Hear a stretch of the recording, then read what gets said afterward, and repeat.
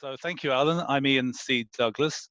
The C is very important because there's more than one, in fact, more than two Ian Douglases in the writing world. So if it's not a C, it's not me. And what do I do? Well, anything they pay me for. But I tend to write a lot of science fiction, novels, and short stories, as Alan said, particularly the Zeke Hailey novels, which are published by my publisher, who are Australian. And why sci-fi? Well, I write sci-fi because to me it asks the great questions. Who are we? Where are we from? Where are we going?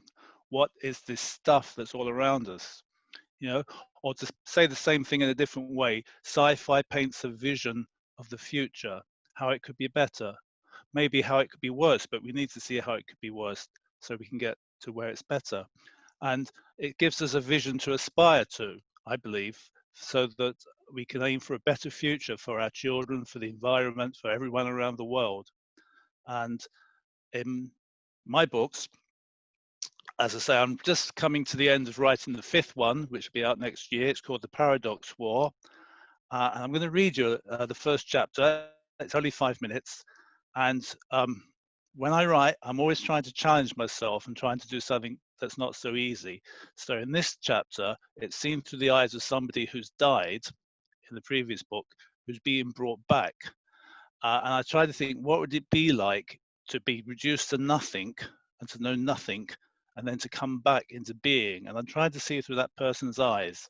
It's told through his perspective mostly. And just one word before I start, because you're hearing it rather than reading it, I just thought I'd better point out, I use the word colonel, not a military colonel in the army, but a colonel like a little nuts, a little thing. Okay, so here it goes. Chapter 1, outside of all things. It was nothing, a kernel of energy and no more. Outside of all things, outside of all universes, beyond time, beyond meaning, beyond form, beyond memory, the slightest scrap of awareness. Time cranked up and started. The colonel thought. He thought. Abstraction flowed around him, not colors, not shapes, simply a blur, nothingness. But he existed. He was something. Sadness ignited, a yearning for others. Weren't there others? Others he once loved? Was this outsideness death?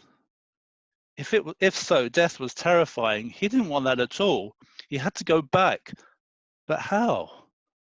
No, not back. Forward. Yes, he could go forward as long as he made it first.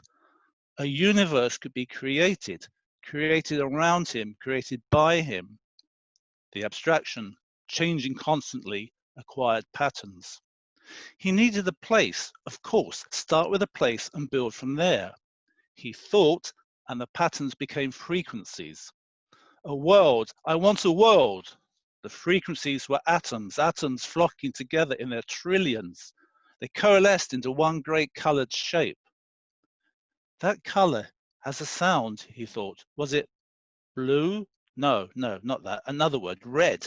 Yes, that's it, red. And that shape, that was called something too. Orb? No, not quite. Planet, a red planet. But planets are supposed to be big, very big. They have details. Ah, there were the details. Those bumps with volcanoes and those dips like thumbprints. They are craters.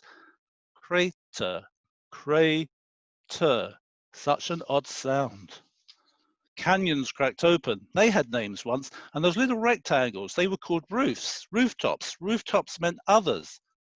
Must get nearer, he thought, to that lowness, that ground. Oh, there, such a mess. An animal, but so ugly. The way it was put together, tissue, organs, bones, all so clumsily connected. What was the point to them anyway? And why is it so still? Oh, it's dead.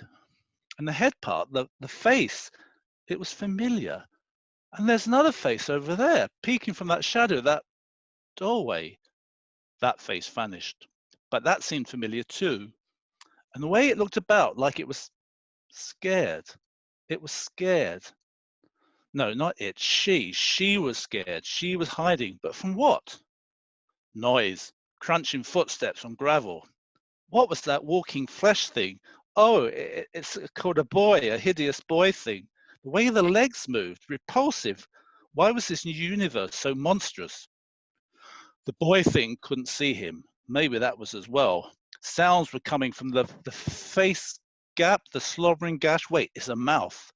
And those sounds were known as talking, and the talking could be understood. I told you, boss, the boy thing was saying. There's nobody here, unless you count the odd stiff. You've eaten them all already. Yes, yes, yes. So why don't we go to Earth already? 8 billion yummy morsels. Okay, it's a poisoned planet, but surely a god like you. Okay, then send me down. I'll round up a few dummies and bring them back into space for you to eat. Bad idea? Oh, well, alrighty, but let's get one thing clear. I'm not staying on this dump forever. What? Oh, sorry, boss. Just larking. The boy thing walked away, trembling. This place is bad, the kernel of energy thought, and it fled back to the darkness. Another noise came. A sad noise. He used to know what that was. Yes, sobbing. Someone was sobbing. Didn't he sob once? No, not him, somebody else. A girl. A girl sobbed, so he helped her. Who was that girl? What was her name? It felt important. What did she look like? He couldn't remember. Tiredness descended. He was weak, like a candle flame going out. Perhaps it was too much, this being. Oblivion might be easier. He slipped away. Thank you.